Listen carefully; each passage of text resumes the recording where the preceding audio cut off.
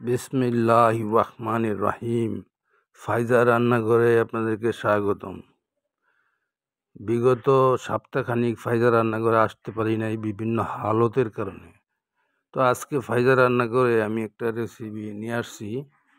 সেটা হচ্ছে স্ন্যাক বিকালের নাস্তা। এই নাস্তাটা আপনার বিভিন্নভাবে তো আমরা খাই।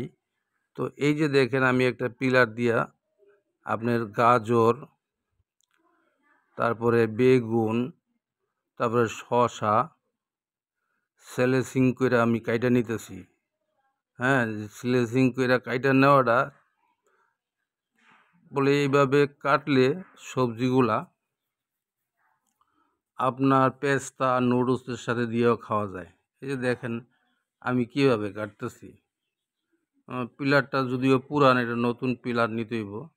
আমি এইভাবে কাইটে নিচ্ছি অনেকগুলো সবজি।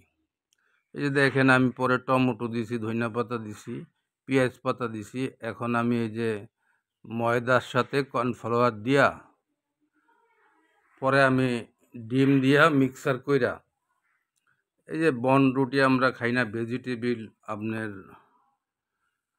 বনগুলা খাই, ভেজিটেবিল রোল খাই, ভেজিটেবিল বার্গার খাই, বিভিন্নভাবে আমরা খাই।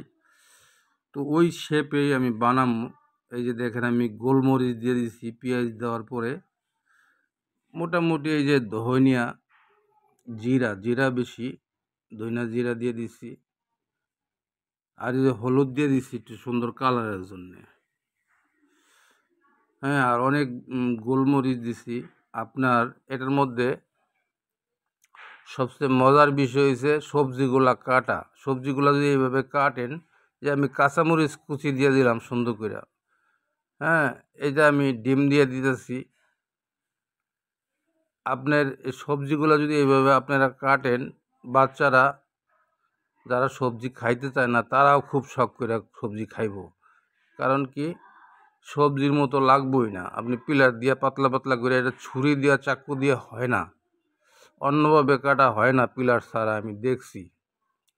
এই জন্য এইটাই ট্রিক্স অ্যান্ড টিপস। আপনারা এই সবজিগুলা পিলার দিয়ে এভাবে টাইনা টাইনা নামাইবেন, দেখবেন একদম চোখলা সুদ্দা সবজির খাইয়া ফেলাইবে বাচ্চারা।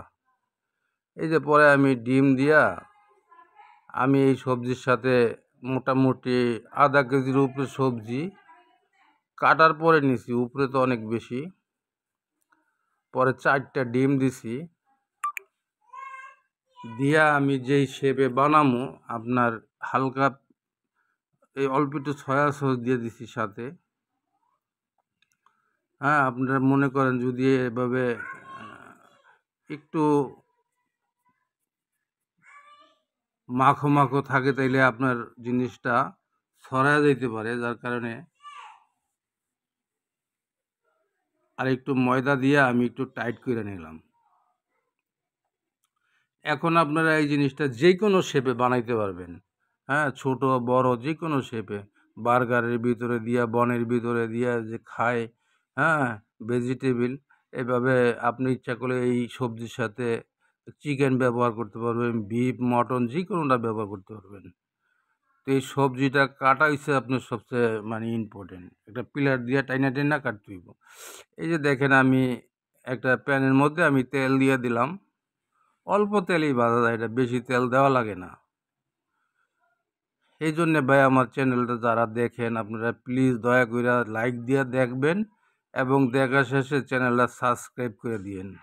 হ্যাঁ, ফায়জা রান্নাঘরের মেম্বার হইয়া আমার পাশে থাকেন, পরবর্তী ভিডিও বানাইতে আমাকে উৎসাহ দিয়েন। আমি এটা মনে হয় 2025-এর প্রথম ভিডিও ছাড়লাম। এই 2025-এ বোধহয় আর ভিডিও আমি করি নাই, এই কয়দিন ব্যস্ত ছিলাম। এই দেখেন একটা বন রুটি আমরা কিনি দোকান থেকে, ওইটার মাঝখান দিয়া কাইটা ভিতরে দিয়ে দিলে আর একটু মেয়োনেজ, তারপরে আপনার একটু ওই যে চিজ, তারপরে আপনার ওই যে সস, এগুলা ব্যবহার করে আপনার ভিতরে দিবেন। আর বাচ্চারা দেখেন কি মজা করে খায়। হ্যাঁ, সেই লেভেলের মজা।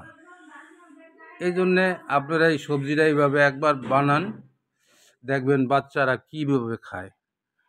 এই জন্য আপনাদের কাছ থেকে বিদায় নিয়ে আসসালামু আলাইকুম রহমতুল্লাহ।